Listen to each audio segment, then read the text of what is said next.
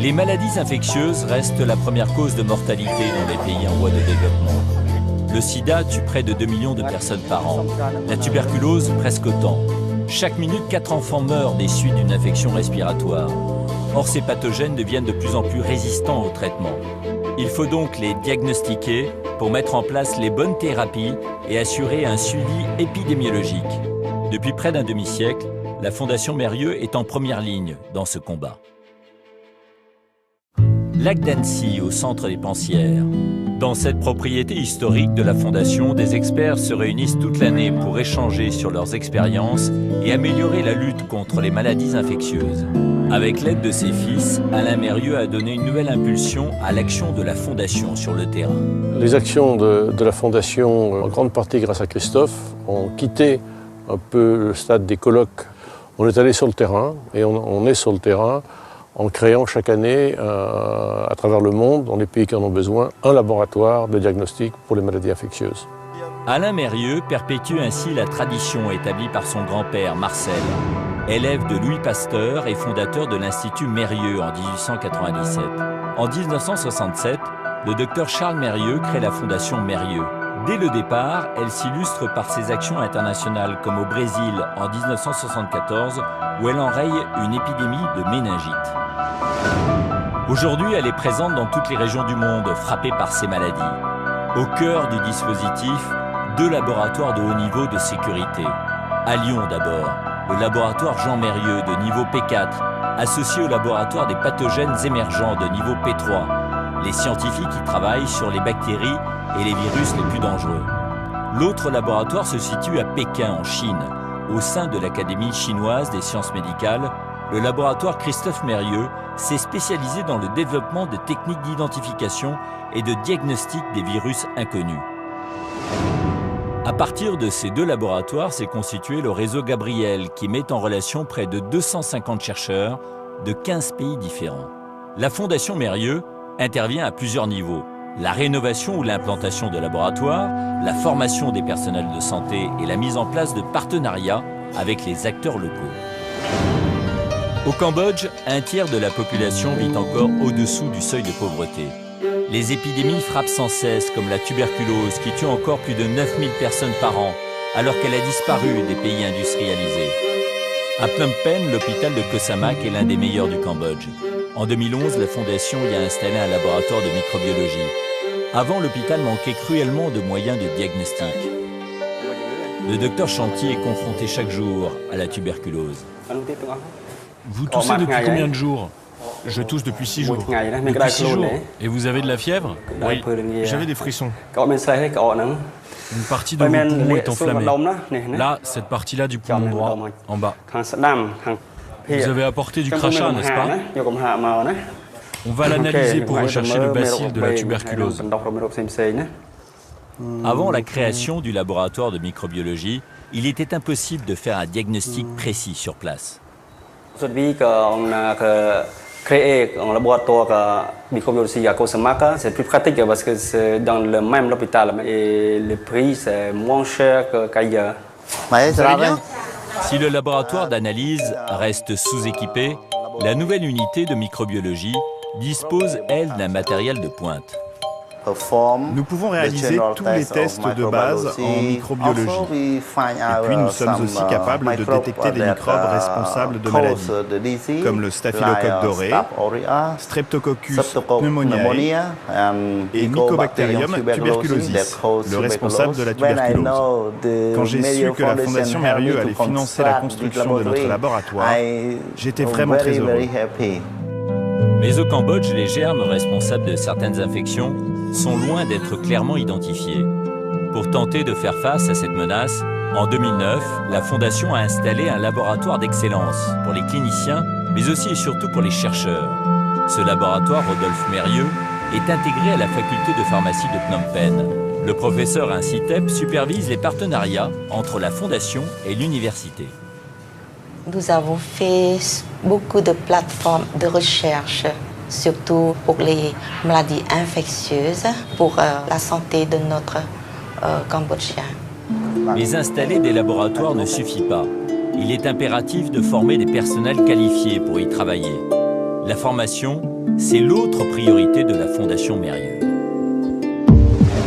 Direction le Mali, le plus vaste pays d'Afrique de l'Ouest. Ici, pour lutter efficacement contre les maladies infectieuses, il faudrait du personnel compétent dans chaque région. Pour relever ce défi, la Fondation a installé un centre Charles Mérieux dans la capitale, Bamako. Chaque jour, le professeur Diallo gère le laboratoire, mais également les nombreuses formations qui y sont dispensées.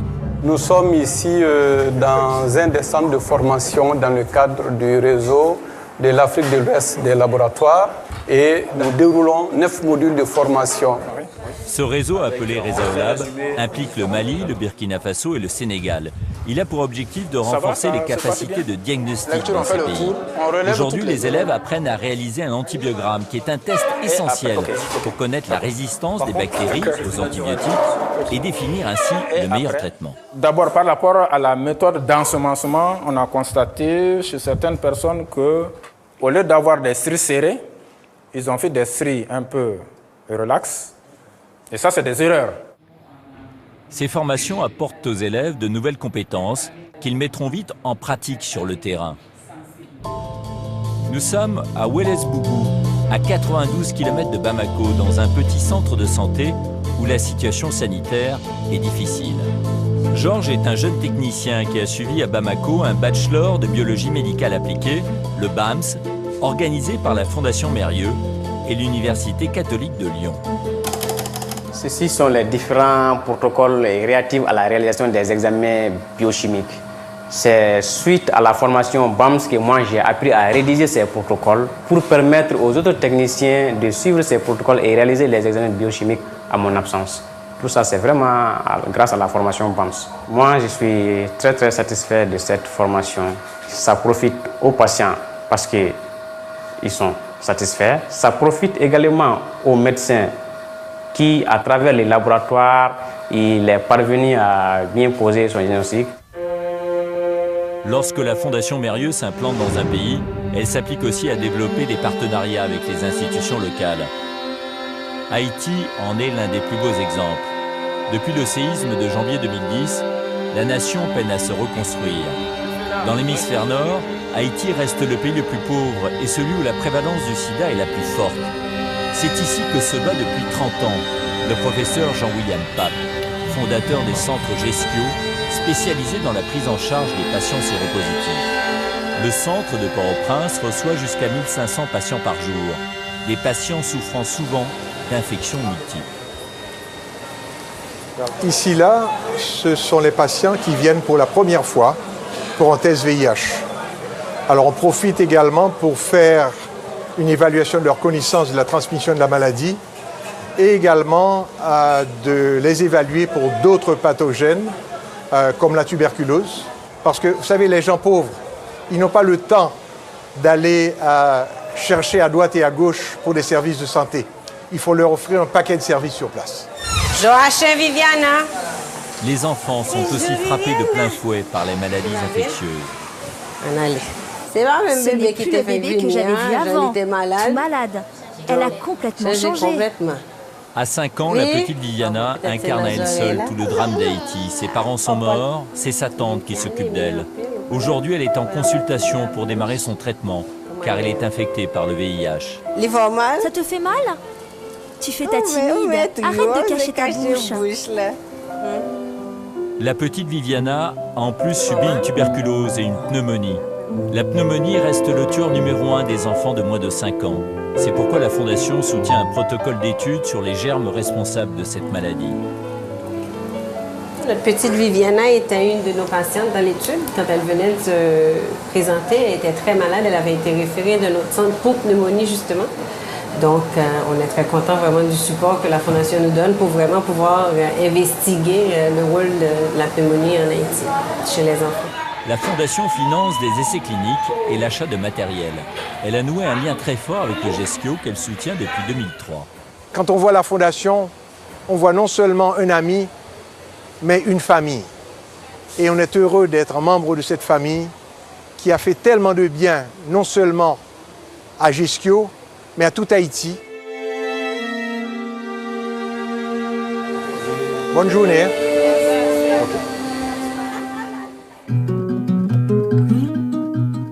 l'autre côté de Port-au-Prince, la collaboration entre le GESCIO et la Fondation a abouti à la création d'un laboratoire de niveau P3, unique en Haïti. Non seulement parce qu'on y diagnostique les formes les plus résistantes de la tuberculose, mais aussi parce qu'on y a installé les malades tout près du laboratoire. Mais pour éviter la contagion, les patients doivent vivre isolés sous des tentes. Chaque jour, le docteur MacArthur Charles leur rend visite. Comment il est là? Bonjour. Auprès. Comment ça va? Donc, montrez-moi qui boit. Montre-moi quel côté te fait mal. Ça te fait mal ici? Non, non, ça va. Emmanuela, 16 ans, est orpheline. Elle est ici depuis 5 mois.